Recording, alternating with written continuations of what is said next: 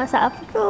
Tunggu kejap. Kalau korang nak resepi ayam bakar yang sedap dan juicy, boleh cuba resepi ayam bakar air fryer. Cicah pula dengan sos yang masam pedas manis, memang ketagih. Semula ambil ayam bahagian perut, pulapkan dengan bawang putih cincang, 1 inci halia yang dicop, 1 sudu besar sos tiram dan kicap cair. Setengah sudu besar mayonis, 2 sudu besar rempah roasted chicken. Rasakan dengan garam dan gula secukup rasa. Gaulkan sampai ia rata. Yang optional, saya masukkan carrot, bawang holland dan ubi kentang. Tuangkan sedikit minyak olive oil dan sedikit minyak bijan. Gaulkan sampai ke semua bahan sekata elok. Lepas tu kita perapkan minimum dalam 1 jam. Lagi lama lagi sedap. Dah siap pula, tuangkan sayur dan ratakan macam saya buat ni. Letakkan air atas dia dan kita letakkan sedikit garlic butter. Kalau tak ada, butter biasa pun boleh. Lepas tu kita bakar dalam fryer dengan suhu 180 darjah Celsius dengan 15 ke 20 minit. Bila dah masak, kita restkan sekejap dan makanan siap untuk dihidangkan. Siaplah resepi ayam bakar air fryer kita. Mudah dan simple sangat. Bahagian luar yang garing dan golden brown, dalam dia masih juicy, memang perfecto. Cicah pula dengan sos yang masam-masam pedas manis, memang sedap. Rasa rempah yang light dan tak heavy sangat, memang just nice bila bakar dengan ayam.